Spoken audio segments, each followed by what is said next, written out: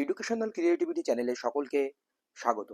আজই 19/9/2025 সুপ্রিম কোর্টে আবার এসএসসি মামলার শুনানির জন্য লিস্টেড হলো। ঠিক 51 নম্বর লিস্টে জাস্টিস সঞ্জয় কুমারের বেঞ্চে শুনানি হবে এসএসসি মামলার।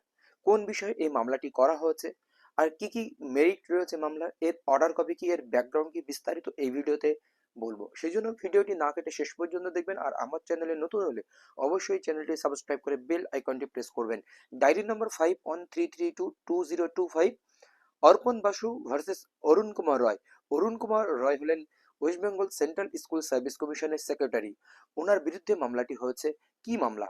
তো চলুন আমরা নিচের দিকে যদি চলে আসি, কেস নাম্বার, এখানে কন্টেম্পট নাম্বার, এখানে কন্টেম্পট পিটিশনার মানে কন্টেম্পট ফাইল হয়েছে ওনার বিরুদ্ধে, কারণ সুপ্রিম কোর্টের অর্ডারকে মান্যতা দেয়নি বলে।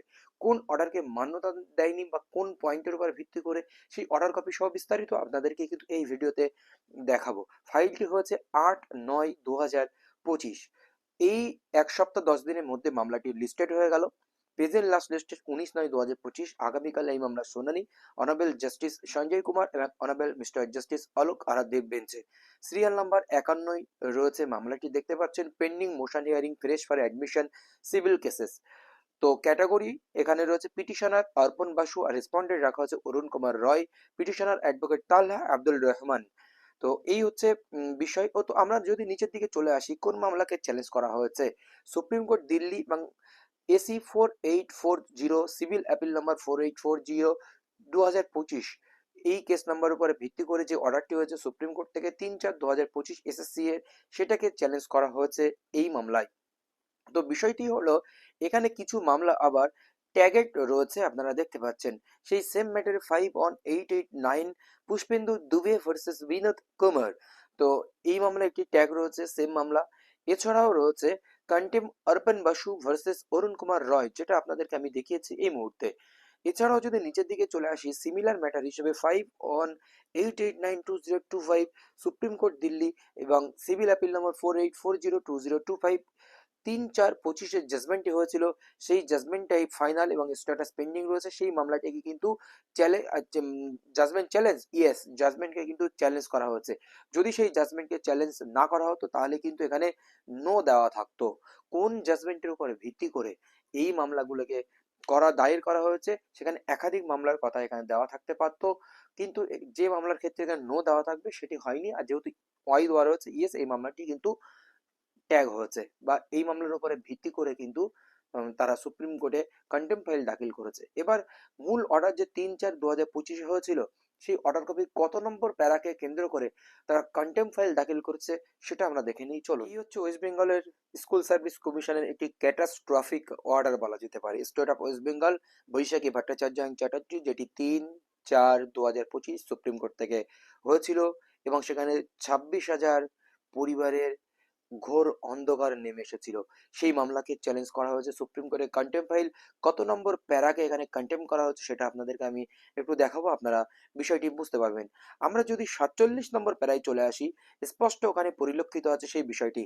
সাম of the appointments candidates who do not fall within the category of tainted candidates, যারা টেন্টেড ক্যান্ডিডেটের মধ্যে পড়ে না, may have previously work in different department of the state government or with autonomous bodies, autonomous bodies এবং state গভর্নমেন্টের কোনো পদে তারা চাকরি করতেন।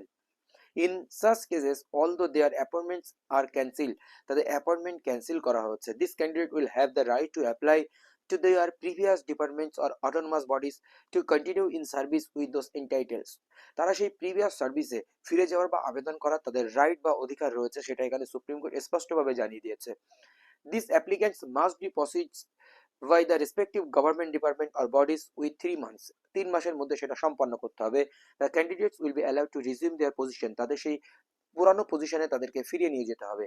Further, the period between the termination of their previous appointment and their rejoining will not be considered a break in service, এবং তারা যে দীর্ঘদিন ধরে ওই পুরানো সার্ভিসে নেই, সেহেতু তাদের সেই রিজয়নিং হওয়ার ফলে তাদের যে সার্ভিসের কোনো ব্রেক ঘটবে না। সার্ভিসের ব্রেক ঘটার পরে তারা সেই গ্র্যাচুইটির, পেনশনের বেনিফিট বা সেই সমস্ত সুবিধা বা ইনক্রিমেন্ট বা সিনিয়রিটি, সেগুলো খর্ব হয়, সেই ব্রেক এখানে হবে না। যে seniority and other entitlements will be preserve, seniority বা আদার যে এন্টাইটেলমেন্ট গুলো রয়েছে সেগুলো প্রিজার্ভ থাকবে, and they will be eligible for increment, তারা ইনক্রিমেন্টের জন্য এলিজিবল হবে। However for the period they are employed under the disputed appointment, no wages will be paid by the state government or autonomous bodies. কিন্তু তারা সেই যে disputed appointment পেয়েছিল, সেহেতু তারা এই 6-7 বছর ওখানে চাকরি করছে, সেই 6-7 বছরের স্যালারি তারা কোনোভাবে ওয়েজেস পাবে না, যেহেতু ওখানে ছিল তারা। Further, if required and necessary, supernumerary post may be created for person appointed in the interregnum. তো যদি প্রয়োজন হয় যে সুপার নিউমেরিক পোস্ট ক্রিয়েট করতে হবে, যদি ওই যে শূন্য পদে ইতিমধ্যে যদি কোনো ব্যক্তি অ্যাপয়েন্টেড হয়ে যায়, তাকে না সরিয়ে নতুন করে সুপার নিউমেরিক পোস্ট ক্রিয়েট করে বরং তাদেরকে নিয়োগ দিতে হবে। এই হচ্ছে বড় বিষয়। ধন্যবাদ। আগামীকাল অবশ্যই আপনাদের সঙ্গে গুরুত্বপূর্ণ তথ্য শেয়ার করব, কি হলো মামলার ফলাফল জানাবো, এমনকি আমার ইউটিউব চ্যানেল থেকে আপনারা লাইভ হিয়ারিং দেখতে পাবেন। ধন্যবাদ। আজ এই পর্যন্ত, আবার অন্য কোনো ভিডিওতে কথা হবে।